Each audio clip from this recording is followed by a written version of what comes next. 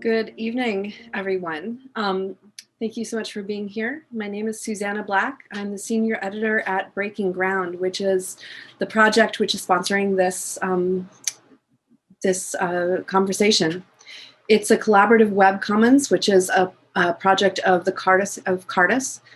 And today we're bringing together into conversation a couple of really interesting people. We are aiming to talk about the concept of unity.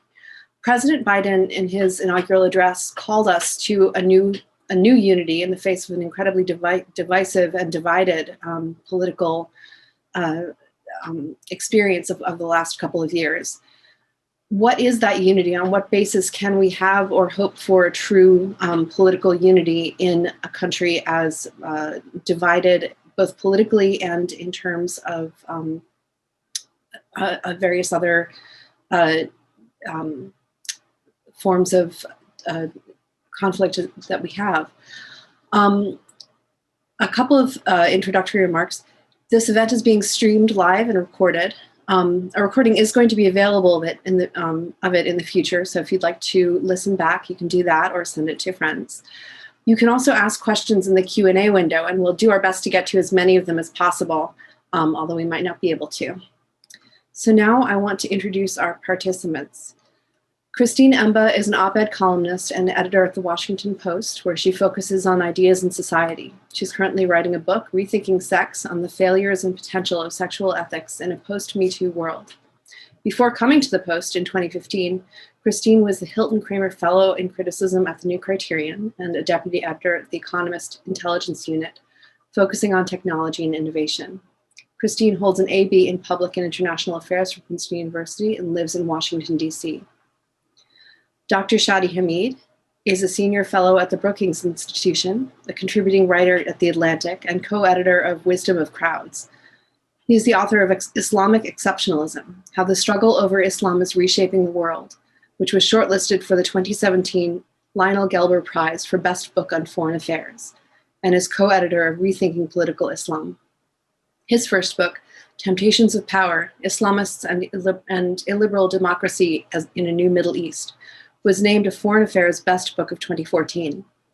An expert on Islam and politics, Hamid served as Director of Research at the Brookings Doha Center until January 2014. He received his BS and MA from Georgetown University School of Foreign Service and his PhD in Political Science from Oxford University. Samuel Kimbriel is a political philosopher living in Washington, D.C. He is part of an emerging generation of communitarian thinkers and writes on themes of society, ideology, power, loneliness, and trust. He's the author of Friendship as Sacred Knowing, Overcoming Isolation. In addition to his academic roles, he consults widely for think tanks and other organizations seeking to bring philosophy more directly into public conversation. And so with that, I would like to turn you over to Ann Snyder, who is the editor-in-chief of Comment magazine and also the editor-in-chief of Breaking Ground. Ann, take it away. Thank you, Susanna, and welcome viewers. Welcome Shadi, Sam, and Christine. It really is an honor to have you here, all three of you, on Breaking Ground's stage tonight. I just want to canvass expectations for the next 55 or so minutes. I'm going to moderate what I hope will be a colorful, if free-flowing conversation with these three awesome iconoclasts, as I think of them, in the next 30 minutes or so, half hour, and then we're going to open it up to 20 minutes of questions from you, our audience, concluding with a brief announcement about a special upcoming offering from Breaking Ground, which this whole thing hopes to close right around 8 p.m. Eastern, so you all can enjoy the rest of your evenings. As the conversation begins and your questions begin percolating, please just type them into the Q&A section of Zoom at the bottom of your screens, and we will try to get to the best and most provocative of them. So let's get started, just right out of the gate. These are wild times in more ways than one, more ways than a dozen. I just want to ask, how do each of you define unity? It's a word that has been, in some ways, from the beginning of this nation, and certainly in the air popping this particular last week. What is it? And maybe just as important, what isn't it? So I'm going to ask Christine for you to go first, and then each of you to sort of follow. I could sense it, Anne. I know. Telepathy. Thank you. And thanks everybody for coming. I think this is going to be a great discussion. Uh, and I know that this is terrible. It's a very, sort of high school essay thing to do, but I thought that I would actually define unity using the dictionary definition. So Merriam-Webster would tell us that unity, there are three main options. One is the state of not being multiple, so oneness, which is not my favorite definition. The second is a condition of harmony or accord, which I think is somewhat better. And then the third is a combination or ordering of parts that promotes an undivided total effect. So that's actually the literary or artistic definition, which is also my favorite. But it points not to sameness, as the first definition would say, but simply being ordered towards something together, contributing in our own different ways towards a commonly held understanding of the good, or at least a goal. And that's actually what I think that unity is properly defined, a common ordering towards a shared goal, which doesn't necessarily mean being the same. It doesn't necessitate a flattening or an indivisibility, but simply having the same aim in mind. That's great. Thank you. And yeah, we'll turn to Webster or whatever dictionary you used anyway. Shadi, what do you think of that? What would you say when you hear unity? What goes off in you? Yeah, so at the most basic level, I see unity as the state of not being divided. So somewhat similar to the first definition that Christine mentioned. I personally am not the biggest fan of unity, and I think we'll unpack why that might be. I was reminded a couple hours ago just how hegemonic the word unity is.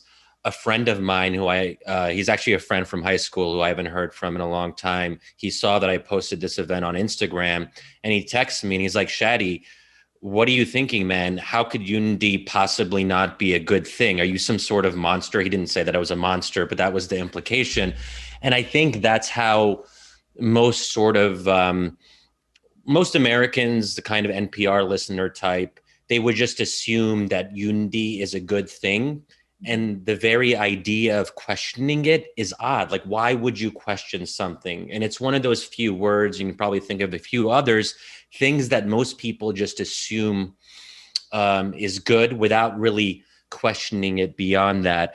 And, I think the musical analogy is a good one here, because when I think about the idea of harmony makes me nervous. And I think that if we want to avoid certain definitions, maybe that's the one that we don't want to really aspire to. And that just may be because I like music that has a kind of dissonance, that has an edge to it. But that could just be a personal preference that I have. The basic issue, and this is the last thing I'll say on this, is, what Christine said about trying to be ordered to a common aim or to a common approach as citizens. That would be nice in theory. I'm just very skeptical that it's possible in practice, because we as Americans, and I would actually include a lot of societies in this, because throughout the world, societies are growing more diverse, more plural. We don't share as much as we might have done before. 100, 200 years ago, many of these societies, especially in the West, were more homogenous on religious and ethnic grounds and ideological grounds. Now we're less so. So, in that sense, how can we be ordered to a common aim when we have foundational differences and divides as Americans? We don't share the same premises. We don't share the same first principles. But I would add, I don't think we should share necessarily the same premises, because if our differences come from a place of conviction, whether that's religious conviction or ideological conviction, I worry that when we talk about unity, we're basically asking people to put aside their deepest convictions in the name of the greater good. Thanks, Shadi. We're going to get into that, what you just said, and some of your nerves around it. Sam, you are a philosopher, but I also think of you as a lay historian. You're one of the most widely read people I know across different centuries. So, there are a few, I was thinking this through, there's at least three, and I think there are only three nations today in the world, sovereign states that have the word united in them: United Kingdom, United States, UAE, and there may be more, but those are the ones that I found and could think of. Is unity the way these two are defining it, but also slightly shading it differently? Do you think of it as uniquely American ambition in the history of nations or of civilizations, or is it always necessary for any kind of group survival? Yeah, so I think I'd actually like to start sort of pre-political. Okay. It seems to me that the question of unity, in a lot of respects, is the primary question that started philosophy going. It was the question of whether things are, first of all, disharmonious, in basic fundamental conflict, in a kind of war against one another, or whether they have some sort of primary way that they do actually coordinate and come together in a basic sense. And this question ends up being a prompt for reflection on reality generally, and then that flows into how we think about societies. It seems to me that when we think about unity, so as will come be apparent in this conversation, I share a lot of Shadi's worries about prematurely thinking that a society is united. It seems to me that the question of how you might bind together as a population is actually one of the fundamental and hardest questions of political philosophy as a whole. But it also seems to me that we have gotten off on the wrong track in terms of how we think of unity. So the one way that I think about this is that there are two different models. There's the model of thinking about a society as a machine, a whole bunch of different parts that have to be designed and organized in the right way so that they have a kind of coherence with one another. And I think that tends to be our primary model. The other one that is very common in the literature is to think about it more like an organism, or specifically like a tree. So it's the kind of thing that there are parts, they're diverse, and they don't obviously fit together, but somehow the basic coherence of the organism, something that is not created within society but precedes it, can then flow into how the society works. And it seems to me that that's the point where our current crisis sits, is that we don't actually understand how anything that's pre-political or deeper than politics can flow into our society any longer. And so long as that question can't be answered, then you're going to get into the machine, all the parts and pieces kind of fall apart kind of view. And then just to address your last question, it does seem to me that a theory of unity is implicit in every successful society. Societies think about how to hold themselves together, and most sort of notable works of political philosophy or political theory actually begin there. They say, hey, why are we not all just a bunch of a big hunk of people that are at war with one another? And then the way that they end up trying to work out their specific answer to that question in many ways seems to me to be the way that different societies branch out in different directions. Just pulling on this nervousness around maybe a too early usage of the word, or not even usage, just sort of a missequenced understanding of unity when we think about a nation, when we think about a society bounded, in our case, by a set of ideals. Could you name a little more sort of explicitly, and Shadi, I'm going to point this at you, although any of you can really go at this, the dangers that you see, and not just the dangers theoretically, but the dangers you see in your orbit of it either being misappropriated or what's, insofar as you're not in love with the word, what is going on that is making you uncomfortable? Sure. Explicitly today. Sure. So When we talk about unity, then we have to ask a second question, which is on whose terms? Who Right. decides what constitutes this unity? And this is where I think power relations become relevant. It's the powerful, it's those who are culturally hegemonic who decide what is this unifying source, or what are the values that all Americans should buy into. And I think we even saw a bit of this in Joe Biden's inaugural speech. I mean, in some ways, I don't fault him for talking a lot about unity. If I was president, I mean, that's what I would do. Thankfully, I'm not, so I can not indulge, not really focus on that kind of rhetoric. But I think that he sort of alluded at one moment that there has been a major divide in American history, basically between the forces of progress and the forces of bigotry. And I think that gets at the problematic aspect here.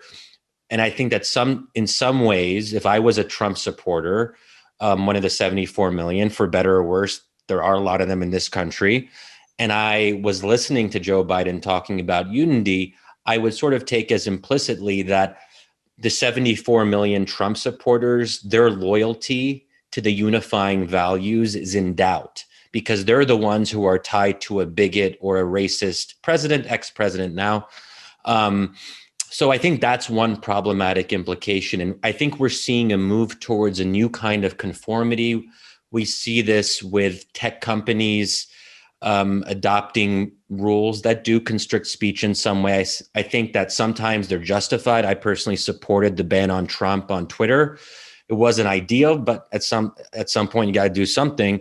But if this keeps on going, and I think if now that we have cultural power and political power on the center left or the left, that does, I think, there are temptations there to kind of go too far and to overreach. And that's what I get concerned about. But I should also clarify that at a very basic level, there have to be obviously some things that Americans agree on. Where I differ from a lot of people is that I want those to be as minimal as possible. I want a low common denominator. So for me, the major thing that I expect all Americans to sign on to, regardless of anything else, is respect of democratic outcomes and certain democratic ideals that are implicit or explicit in the American story. And I think that's fundamental, because if you don't respect democratic outcomes, there's no way to regulate or manage conflict. And we saw how dangerous that was with the Capitol insurrection. If you have a chunk of the country that isn't willing to respect the legitimate results of an election, then you have no way of regulating who rules and who has the right to power. So, of course, I'm always ready to jump in and try and get into a fight with Shadi, so we'll just get right to that. I wanted to push back a little bit, actually, on your qualm about the idea of unity, assuming that people are coming from the same premises or have the same background. And that's kind of what I was trying to say, that I'm not particularly interested in my own definition of unity, the idea that everybody must have, the same background, the same religious beliefs, the same favorite color, the same presidential favorite. I think that there is a distinction to be made between premises and aims. We can all have different premises, but I do think that most people and most Americans can, in fact, aim for the same things. And so in that, I actually think that Joe Biden made a pretty useful and safe statement in his inauguration. I'm not sure what part you were thinking of, but I'm looking at a quote here where he says, our history has been a constant struggle between the American ideal that we're all created equal and the harsh, ugly realities that, try and say that that's not the case. And so on some level, I would actually say that the definition of unity that I have, I think, might even be on a lower, or some might say even higher level than your qualification, which is, a belief in democratic norms. I actually think that the most important component of unity in a political state, certainly in America today, where, we are not a homogenous state, we do disagree on many things, including religion, including political beliefs, is just the basic belief in equality, in human dignity, in, as you say, treating people with respect.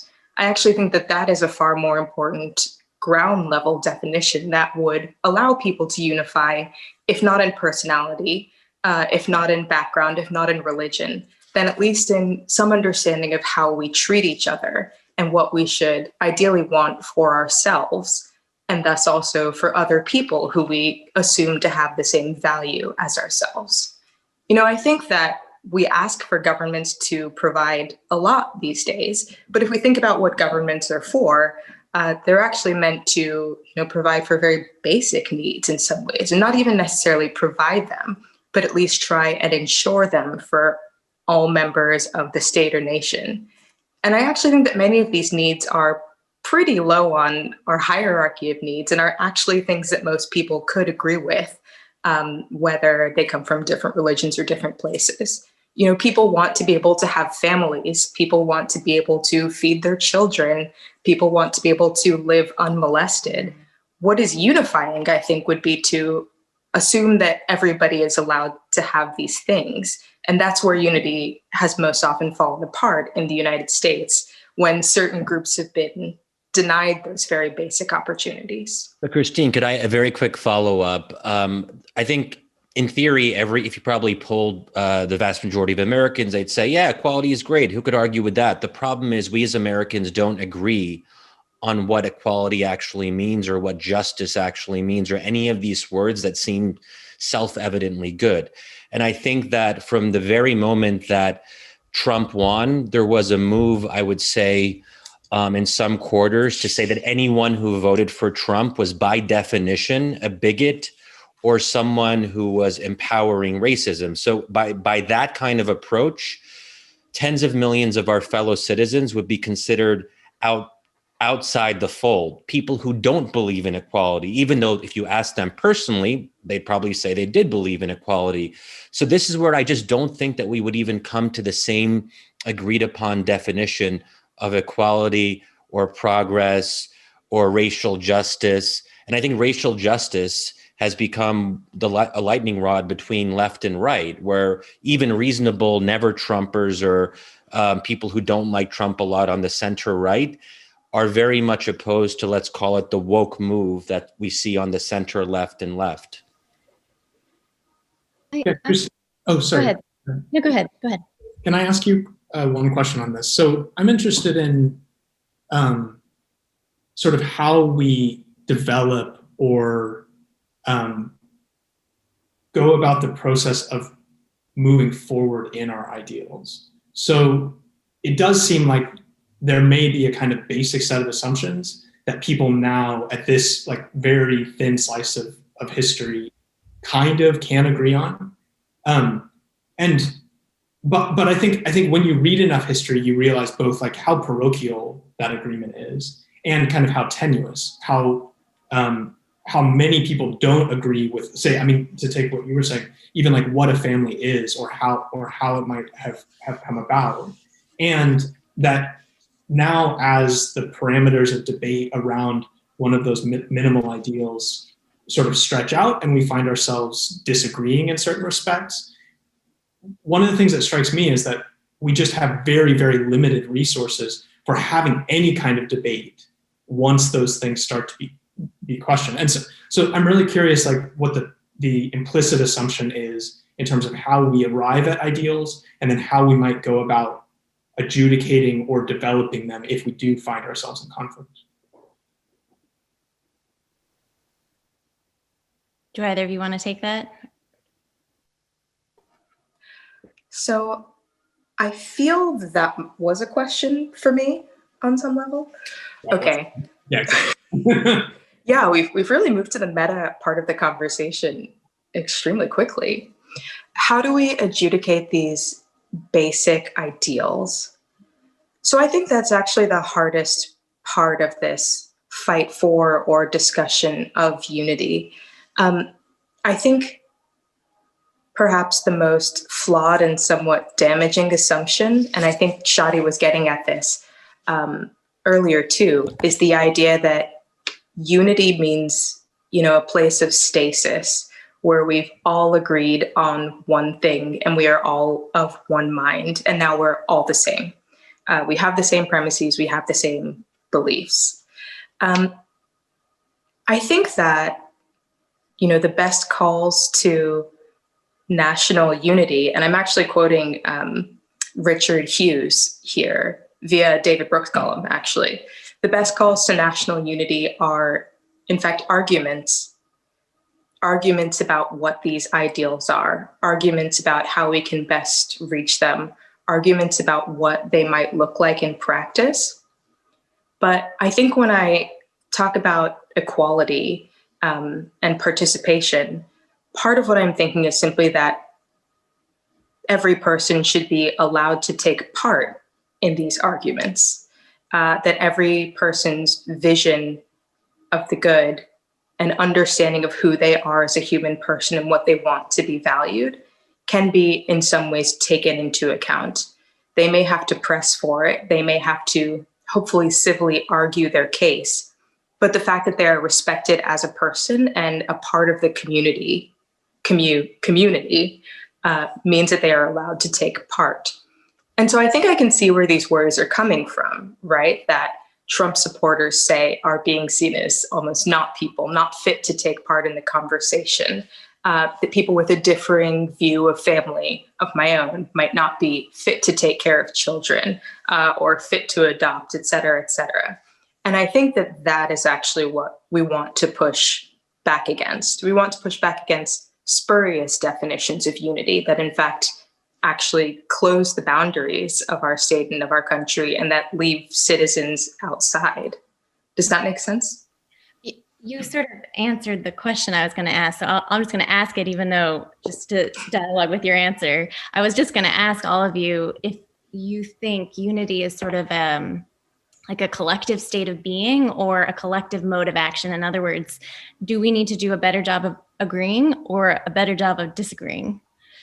And then the question for that is, whatever the answer is, what are the institutional containers and vehicles to allow either one of those to both be trained and to occur peacefully?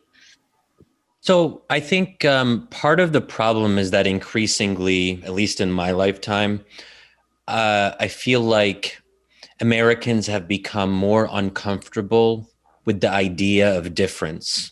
Mm-hmm. That we see difference and our instinct is to paper over it, to dismiss it, or to transcend it, or to resolve it. I don't think any of those things are appropriate. I don't think difference should be resolved. I think it can be managed, but in a way where we respect deep differences. That, okay, we take them as a given. They're there in society. They come from a place of conviction. Then the question is what we do with that. And I think my answer would be that we say, hey, I'm not trying to convince you that you're wrong and I'm right on these deeply held first principles. I'm going to listen to them and I'm going to say, hey, I think that's bad, but I'm going to try to understand where it comes from your standpoint. And then if we speak frankly and openly about those differences, then it's possible to actually live together. But I think that the problem is that's very hard to do in our current context for a lot of complex reasons. I think one of them is, technology and social media, but also the fact that more and more Americans are, at least relative to decades ago, well-educated and politically inclined. We have more people who see politics as a hobby. And unfortunately, with lower levels of religious observance, specifically Christian observance as the largest religion in the country, be careful what you wish for. As Christianity declines, we have an ideological vacuum. Something's got to take its place. And what's taking its place, in my view, isn't necessarily better. Where people are basically attributing theological intensity to political debate. I don't think politics should be theological. I think the more important things in life are, family, friends, religion, faith, whatever spiritual practices. It could differ from person to person. It doesn't have to always be about God. But we can't, I feel like we've especially seen this during COVID, that people can't really just take a step back and chill and focus on what I consider to be these more important things. So that means that politics becomes a space endless combat. And I don't think that is the initial aim of politics. Politics should be, at least in theory, about not things that are final, or not things that have a kind of permanent effect. I think that the things that have permanent effect are religion, heaven, hell, or if you don't believe in them, then perhaps nothingness, whatever. So I think that that's sort of how we conceive of difference, how we deal with deep difference is the fundamental question. Is difference a problem to be solved, or is it a reality to be accommodated in a kind of guise of respect, or in a spirit of respect and mutual accommodation? So are we back to like tolerance, like the early 2000s tolerance word? In terms of fierce sort of moral disagreement where, well, let me phrase it this way. And I didn't mean that aggressively. I was just thinking back to a buzzword of a lot of our youth. I think at various points, I want to be just get a little more pointed here to get clear on like the very real fault lines that I think we all feel at different degrees, depending on where we are, social location, geography, et cetera. I mean, I think the last few years at various points, quite a few people, myself included, I'm guessing the three of you, have come into contact with sort of a deep dread. Sometimes it's sort of a low, vague, tiring kind of ache that you don't quite know how to put your finger on. And sometimes it's drawn more acutely into this really sharp fear of sort of the abyss of our divides in our country when you experience them, whether it's in your family or, because of what I do for a living, I've been part of lots of different gatherings that are gathered to talk about our divisions, et cetera. And there are moments when, I thought what many people have thought, which is, could we actually descend into a second civil war? And whenever I think this and say this out loud, those often older and smarter than I will remind me that it's just really, almost impossible to think that through because weapons are so different and geographic realities are so different than the 1860s. And it's also just hard to envision anything that would involve just two sides. But I think in the heat of, say, the last few weeks in the US, and I'm saying this in DC, we're all in DC, I think, right now, the heat of being here since January 6th, we've all felt some intensifying, pressurizing force that squash complexity, nuance, tension-filled views between people within ourselves, where a but or a both and is just not allowed. And, I think feeling this almost at a level I couldn't quite articulate a few weeks ago when the insurrection on the Capitol occurred, I just thought, look, I don't know if logistically a war is actually possible, and I hope it isn't. But if there were one, and if it were binary, or maybe because we're in the 21st century, would be multipolar somehow, you do have to make a choice, and nuance goes away, and you have to sort of choose what you see as the moral good. And as I was thinking about this, I was like, okay, what would actually be the fundamental fault lines between sides?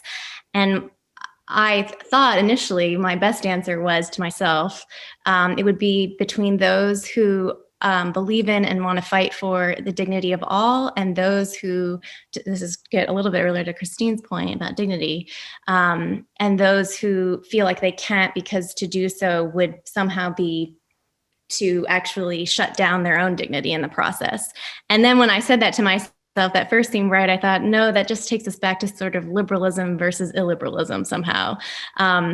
So I say all of that runway to just ask, like, if you could be as sort of overt as possible, and we're all unknowing here, but what are the most foundational divides as you see them? Divides that sort of must be overcome if we're ever to maintain something smacking of a peaceful commons, and we haven't even talked about the difference between commons and unity, we could get there, and which foundational divides could be left alone, or at the very least tolerated, untreated, unbridged, and yet we would still hang together. Could you just sort of name what you feel like are the things that allow us to sort of snap as a society? And this is very current, I think. Either one of you. That was a bit of a... So I think that you hit on the question really well, or perhaps the answer. I was thinking of the reasons why people might be afraid of, the question of what is unity or what is the common good, why it is in some ways frightening to talk about that. And I think that in the United States in particular, because we're all here, but also just in this context and as reflected in the past month's events, the United States does have a history of leaving people out of the common good, outside of any conception of unity, outside of any conception of equality. And, I don't necessarily just mean equality in a metaphysical way, although I sort of do. But I mean just the very basic equality of being able to walk on the same sidewalk or drink from the same water fountain or be seen as 100% of a person instead of 3/5 of one. And so I think when people, ask about who is deciding here, they fear either, again, being left out on the one end because there's remarkable precedent for that here, and we talk about America having sort of an original sin very frequently, but I think it's an extremely true analogy. They have an underlying fear of things being done to them that they or their ancestors or parts of American history that they relate to more closely did to others. So I'm thinking of sort of the reflective fear of voter fraud or voter disenfranchisement, this fear that, well, if we give some people welfare, it will be taken from us. If we acknowledge that, Black lives matter, that means that white lives are going to start mattering less. So I think that when we think of unity as kind of a zero-sum game, and when we think of, goodwill and the commons as, in fact, not a common space, but something that is taken from one person and given to another or vice versa, something that's not shared, that is where a lot of fear can erupt and has erupted in our society. Yeah. And I think that one of the things that is maybe anathema to any real discussion of unity is falsehood, is untruth, is politicians and leaders who, continue to state that claim, to say that this is the case, that somebody will be taking something from you, that you are losing something, when in fact, that's not happening. That is not what America can do in the future. There are other possibilities. I think to have any possibility of unity, you have to be engaging in good faith. Yeah. And that also means that you have to assume that other people are also engaging in good faith, that they're not necessarily out to get you, that they are doing the best that they can for, generally plausible or at least good to them reasons. There's a difference between, argument and conflict that is in fact productive, that is actually moving towards something, and argument, conflict for no reason, for the sake of, again, a lie, a falsehood, an untruth, or for, in Shadi's description, people who are just a little bit too obsessed with politics and have nothing else to do, so they cause trouble on Twitter for fun. Like that sort of pointless activity, that activity based on, falsehoods and false premises, I think is what actually tears unity apart, because there's just nothing behind it. There's nothing that anyone could come together on. Thank you. It was beautifully said, Christine. Thank you. Shadi, very quick thing to add on this. I think that Christine gets at something really important, which is the zero-sum nature of American politics today. I don't know how you undo that, and it might be too late to undo it. Once things really set in and become entrenched in the body politic, you're sort of stuck with it to a large extent, unless you have very powerful forces that are able to reverse it. So if we have this zero-sum vibe for the foreseeable future, I think one way of addressing it is to try to lower the stakes of politics by de-emphasizing national politics. So this is why I think federalism and localism and other terms that people use, subsidiarity, communitarianism, just thinking more about how to devolve power and redistribute power away from the center.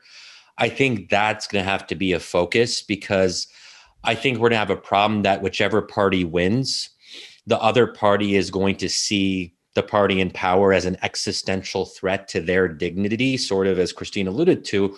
There is this kind of reciprocal thing, not to draw moral equivalence. Like, I'm on the left side of the spectrum, so I think one side is more right than the other, but I can't necessarily prove that to my fellow Americans on the right side of the spectrum or Trump supporters, because they don't share my premises. So we're sort of stuck in that way. But I do worry about the centralization of power, not just when we think about government, but also when we think, not to go back to the sort of tech monopoly issue, but the fact that a few very large dominant companies are able to structure and shape the way we have national conversations. That's another kind of centralization that I think is something to be worried about. So one of the principal things that I think worries me about that I think sits behind the potential of civil conflict is a basic kind of fragility that seems to be present in most people and in most communities as they kick out into public and national life. And I think that does go to Shadi's point about the question of how you might distribute good parts of life at levels that are not just a zero-sum game at the national. But I also think that there is a question of why we see conflict at the national level in the lens that we do. And it seems to me that we've sort of moved from a society, or that there has always been a feature of American society that has preferred to see itself through the terms of will than through the terms of intellect. And so the kind of will society is that different groups are just necessarily incommensurable with each other. And that might be because they have different interests. It might be because they have different origins. It may be because they simply have different visions of human life. But in some basic sense, there's an incompatibility. And it seems to me that we're at this point where that just is the background assumption of most things that happen at the political level. And it's also, I think, why people feel really fragile, is that the question of where you go if you're just necessarily outside of everything else, and like there's a basic state of alienation in that sense, does feel impossible in a pretty basic way. And I think, to Christine's point, I think that fragility has always been there. Like, our mechanisms for groups that are excluded to come in and say, hey, this isn't working for me. There are things that are not present in our society that are absolutely essential to who I am, to our community. That there has always been a kind of tone deafness there. But as that model of kind of incommensurable interests has risen to the surface, we find ourselves in like a really difficult spot. I think that the real question that I've been trying to work through is what's happened to the set of resources that have given us the possibility of working those through in certain ways. I think that just after the Capitol thing happened, Shadi and I were texting about the decline of the secularization thesis. And the initial sense of the secularization thesis was that society will just get more and more rational, like the machine will work better and better. And then all of these like superstitious things like religion will just kind of shuffle away. And one of the first moments where that sort of really at the national level kind of began to diminish was after 9/11. Religion is just present and a very significant feature of public life. And so people are like, well, this might be different.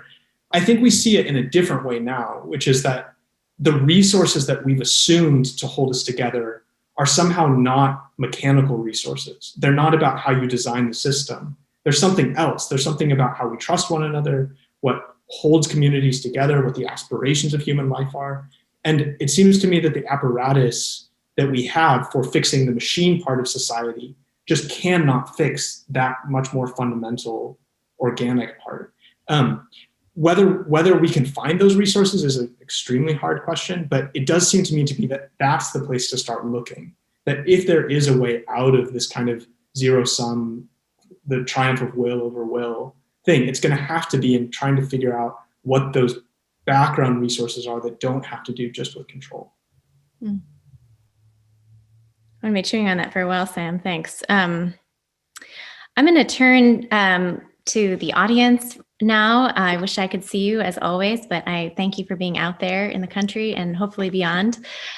This one comes in, and I'm going to actually combine a few questions from different sources into one.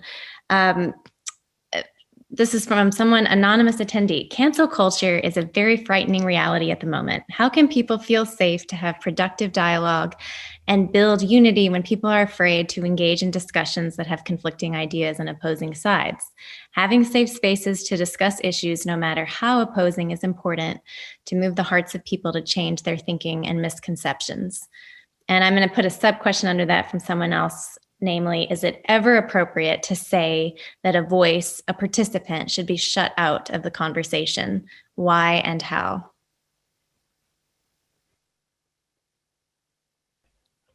Shadi, I might ask you to. Okay, I can start on that.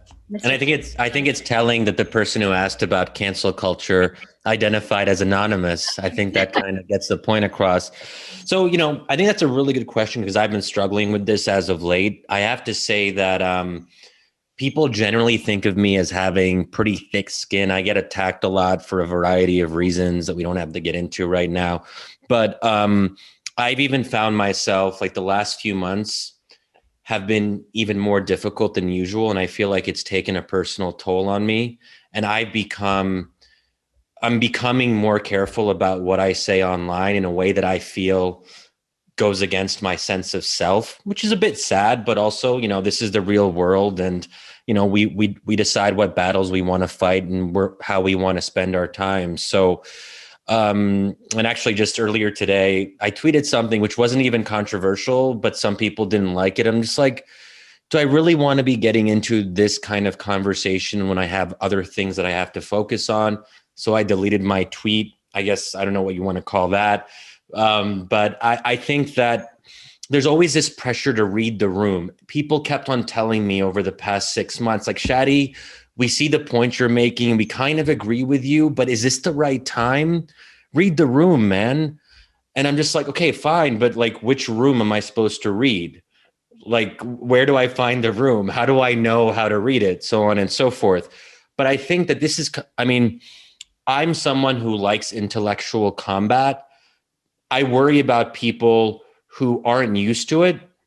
They're going on Twitter and they're seeing how vociferous the nature of debate is and how personal and ad hominem people get. And they say, listen, I don't want to share what I really think. And I think a lot of us get DMs or on private group chats where people say, hey, I'm not comfortable saying this in public. And there's been a lot of interesting survey research over the past year, how large numbers of Americans say they're not comfortable saying what they think on big issues.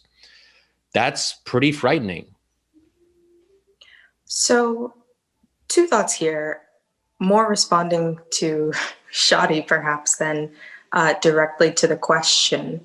But one thing that I've been thinking about a lot is just American precarity and how afraid so many Americans are, rightfully, frankly, at losing their jobs and then losing their house, losing everything, having nothing, because there's no safety net and no support, and our welfare system is nearly non-existent. I come at this somewhat from the left, as you can probably tell. And I think that this fear, this overweening fear of cancel culture is a symptom of this, and for good reason. If you think that by speaking your mind, you might lose everything and be left with nothing, that's pretty scary. I can understand why you wouldn't want to speak your mind. And I find it hard to blame people who do actually fear that that is the case. And I think that that is more the case for everyday Americans, I would say, than many of the, professional speakers who complain about cancel culture in public. If Josh Hawley says that he's being muzzled from the front page of the fourth largest newspaper in the United States, I think he's fine. But for everyday normal people, that's a verifiable fear, and I can understand that. I think that what you say, Shadi, about reading the room and being advised to read the room by other people, I think that the inability to read the room, or in fact, an understanding of the room, is an interesting and unfortunate casualty of social media, actually, and of the way that we constantly thrust ourselves into interactions, not with people that we know, not the people who we can assume are interacting with us in good faith, not people whose opinions, in fact, we may even be interested in, but this understanding or this feeling that we must be shouting our opinions into the void, that we should be sharing things, and not just with our family or friends, but with however many millions of followers we have, with however Facebook friends we have that we may not have even met. It's impossible to read the room if the room is the size of the world and you have no idea who's in it. And that is, I think, not necessarily the fault of any individual, but it's, the way that the medium that we now, participate in has sort of shaped things. And I think there was another question, and Shadi, you also mentioned this idea of subsidiarity, of, smaller places and smaller communities. And I think this is one of the places where you can make a really strong argument, actually, for thinking closely about subsidiarity, for thinking about building your own smaller communities. Because I think, as I said multiple times, I do really believe that one of the conditions for unity, one of the conditions for, discussion that moves forward, is being able to assume that the people you are in conversation with have some understanding of who you are, have, some inclination towards good faith, that you're engaging on premises that are real, and that you are talking to each other for a purpose, not just to sort of make noise. And so I think we will have to continue to look harder for places where we can make this assumption of good faith. And unfortunately, even though social media has taken over many of our lives, that is not a place where good faith can be assumed. Unfortunately, perhaps the workplace, even in this moment, is not necessarily a place where good faith can be assumed. And unfortunately, this, larger failing, and this also just, a failing of everyday people who are not perfect, can lead to an outcome that is not an unpleasant argument with a friend, but losing a job or a position. That is frightening. That is a fault of, a larger political structure that we have, but it is something that we have to be aware of. And I'm not sure we have a way to fix that particular issue yet. Yeah.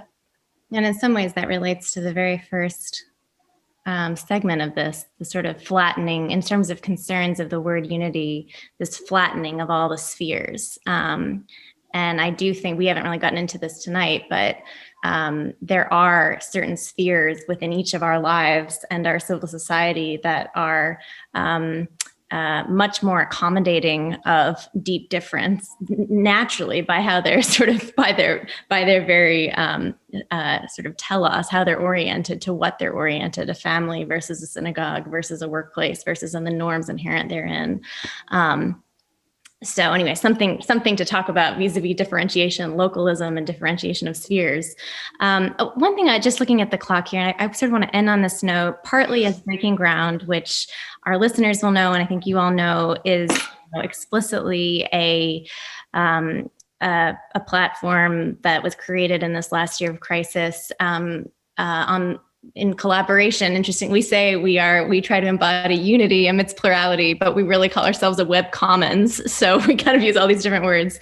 But we try to bring, we bring sort of what we would call 2,000 years of Christian social thought, and specifically sort of Christian wisdom to the problems of the day, both to accompany them, to grant us a lens to see, to equip people of faith in particular to navigate these times and all that's being revealed, and perhaps to reimagine and create something new.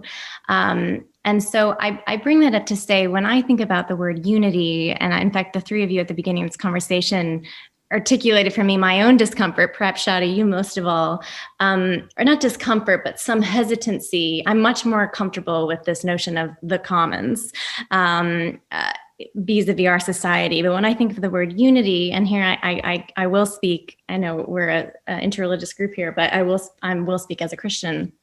I think of it as sort of a supernaturally graced reality that, there's a famous prayer that our founder prayed in the Gospel of John, that they may be one as you are one. And so I think of it very much in terms of sort of the church. And obviously those of us in the States are kind of feeling extraordinarily fractured in that regard as we look at Christian nationalism, et cetera. But thinking about sort of those of us say we are people of faith, whatever our faith, and in this case, I'm thinking of sort of our three monotheistic religions, where there is sort of maybe a deeper sense of kind of mysterious, but a reality of unity that can't be perfectly established in a temporal sense, but is nonetheless real. How do those of us who have that in our lives and are sowing into that, what is the unique invitation in this hour in the U.S. for people of faith when it comes to contributing to our creedal, our sort of nationally creedal, more perfect union? What is sort of the nature of the invitation, if anything?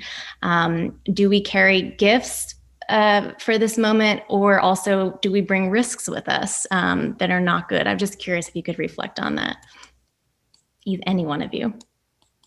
So I think that Shadi touched on this beforehand, and actually he has a great piece on this in Comment magazine.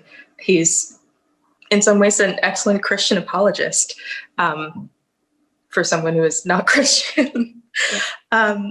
But I think that one of the important things for unity and for an understanding of the common, and that people of faith can bring to the table, is this understanding that success lies elsewhere.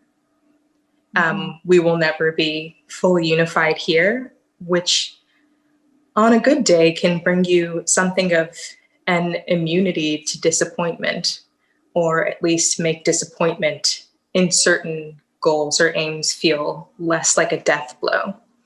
And I'll say that a risk here for Christians and for people of faith is that this immunity can disappear, as we've kind of seen over the past 4 years, when faith becomes too aligned to a specific person, a specific regime, a specific form of politics that we merge too closely with our faith, which should be something else, something separate, something not of this world. So I think there is some experience in holding a shared good, in holding an ideal, and holding out hope for a form of unity, knowing that it may not come in our lifetimes, knowing that we may not be successful in bringing it, and yet that the world persists and that our faith can persist despite certain disappointments.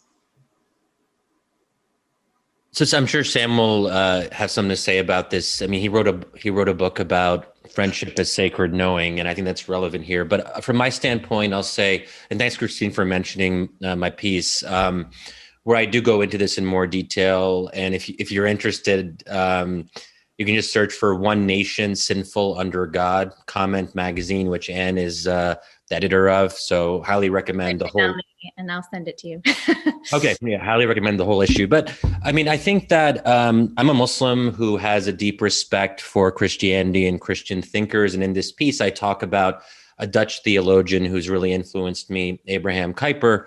And I think one major takeaway to kind of generalize, and I think we can all sort of take this in our own lives, is that we're all broken. And specifically from a Christian standpoint, one might talk about being broken by sin, being fallen in this temporal world.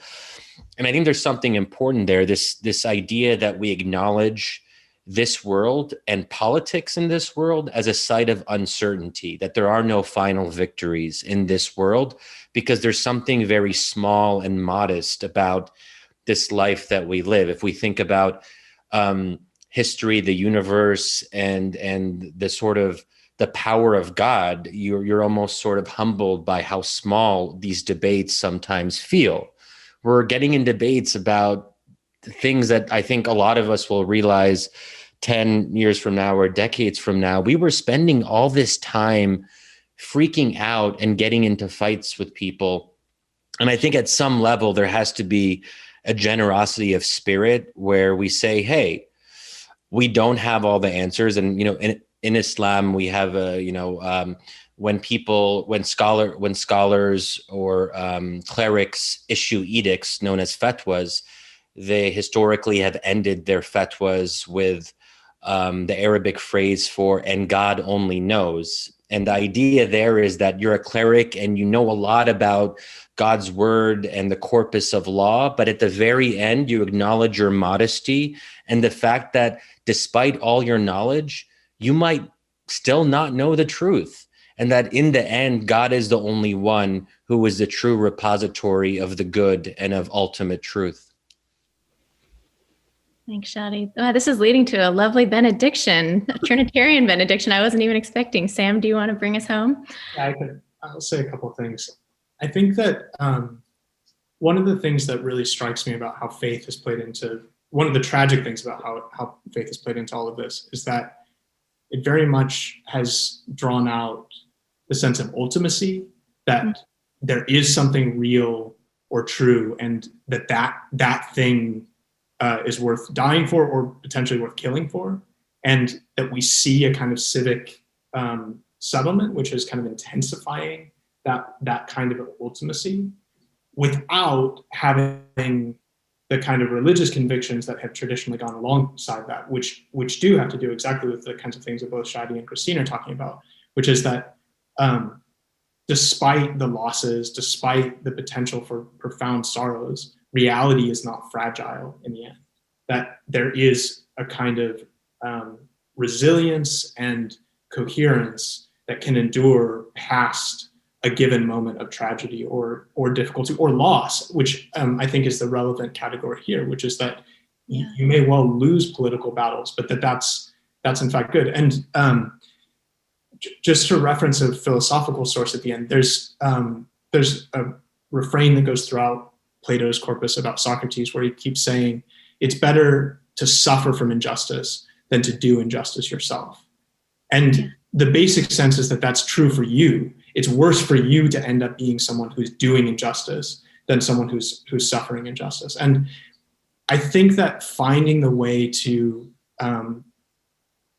be gentle and sensitive to the kind of fragility that people feel at that level, that the desire for ultimacy is coming out, but not the sense that reality is coherent, seems to me to be absolutely essential. And in a certain way, that can only be done by confidence that we do actually have enough internal solidity and strength that we can be gentle and forbearing with the people that we disagree with. And I think that's, in a certain sense, like it's actually kind of interesting the degree to which all three of us are kind of thinking through the same issue in different ways, which is how can you cope with very basic fundamental disagreement in a way that has a certain level of dignity to it. And that does mean not being hasty, not foreclosing the level of difference very quickly, but having a certain degree of mercy there. On that note, Mercy, thank you all three of you so much. Shadi, Sam, Christine. You've been such friends to me and really intellectual exemplars. And it's a real gift to our listeners. So I just would encourage all of you watching to follow their work and their ongoing explorations and tensions and probably journeys. They may not say the same thing 2 years from now that they said tonight. But I just want to really thank you for this. For all of you listening, we're going to wrap up here. I do have just a little teaser of something to show you. Before we all disperse, I just want to close this evening on this note of unity and the question mark around it. I just want to close it by sharing a glimpse of a special documentary that Breaking Ground has the privilege of hosting before it's officially released in a couple of weeks. Fittingly, it's titled The Reunited States. It's directed by an award-winning film producer named Ben Recchi. And it weaves together multiple narratives of those walking their own journeys these last few years. often painful, costly journeys, very vulnerable journeys to kind of get to the end of themselves and understand the roots of our divisions, and to be part potentially of locating together, you could say the North Star of our redemptive path as a nation. So I'm just going to close this conversation tonight by sharing the 2-minute trailer here just to whet your appetite, and then invite you to keep eyes peeled for another invitation as we plan on screening it in the next 10 days, and we'll host a discussion with several of the characters featured.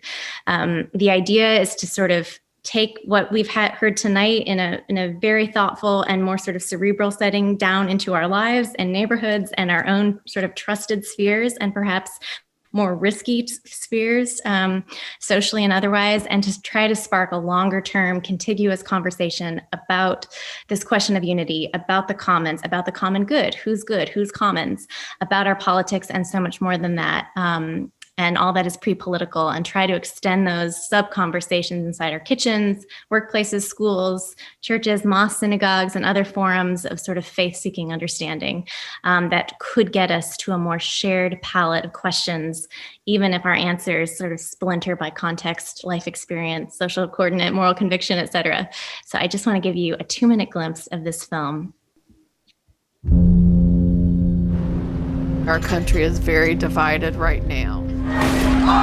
Folks were physically attacking one another. The root causes of division go all the way down into our foundation as a country. I can't breathe! I can't breathe! Stop! Stop!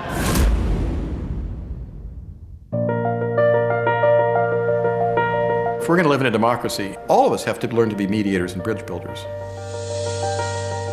My daughter would tell you, let's get on to the issues that she died for.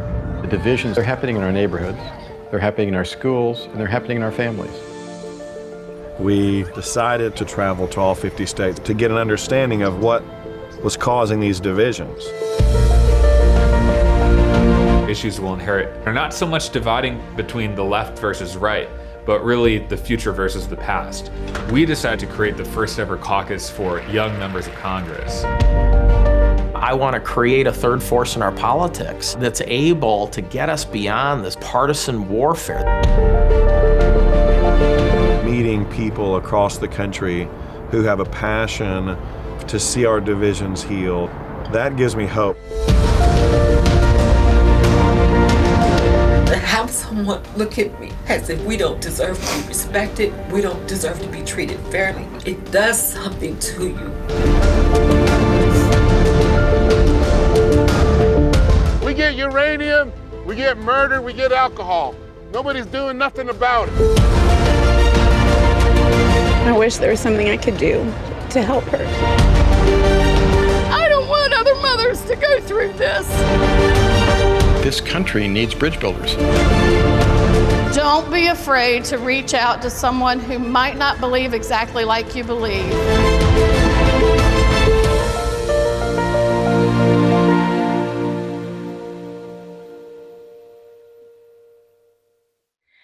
And with that encouragement to reach out beyond your borders and for each of us to be in the business of reconciling all the time, I just want to thank you for taking a drink from our little fountain tonight at Breaking Ground, and just pledge our ongoing accompaniment with you on the journey of the very fraught and alive now, rooted specifically in wisdom from the past, and from there, hopefully equipped, if not downright emboldened, to create something new for tomorrow. Our overarching theme for the next month of essays is, as luck and a splash of intention would have it, the commons. And then in March, we're going to look towards solidarity and repair. In April, givenness and the gift economy. And in May, the restoration of the human. I want to once again thank our standout panelists and encourage all of you to follow them if you don't already. And of course, my colleague, Susanna Black, and Breaking Ground's great team, Heidi Deddens, Catherine DeRuyter, Jeff Reamer, and Brand Vanden Bogard, as well as our 20 institutional partners that have made tonight's event possible. And with every hope for all of you watching, your good health, for the wisdom of your steps, and perhaps most poignantly right now, just the navigation of your relationships, we at Breaking Ground wish you good night.